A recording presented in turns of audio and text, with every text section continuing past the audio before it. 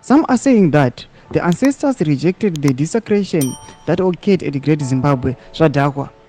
Vakomana plane crash yakaitika muzora nezuro iyaya chatova chiratidzo chekutoti aiwa vadzimu vakatoramba kuti zvamuri kukwememoreta panapa hatizvidi nekuda kwokuti aiwa vagari munyika yezimbabwe vari kuchema.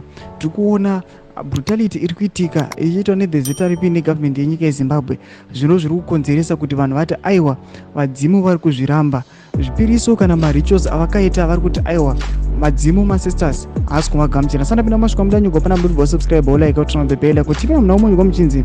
Others believed this is the price for you pay for stealing public funds and neglecting military hardware due to corruption.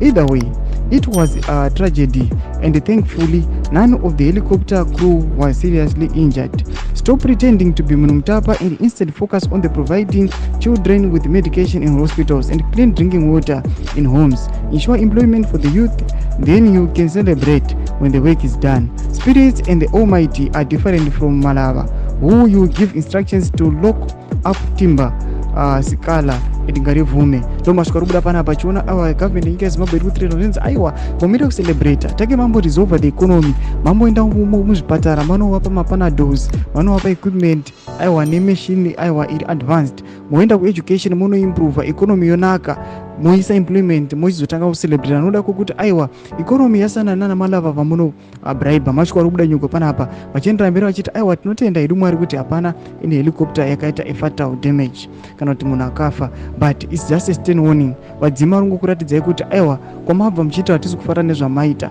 Zviburidza mafungiro enyu muri kudii pamusoro pechiitiko ichi. Aiwa pinda comment section medu, musanosubscribe olaika channel on the page.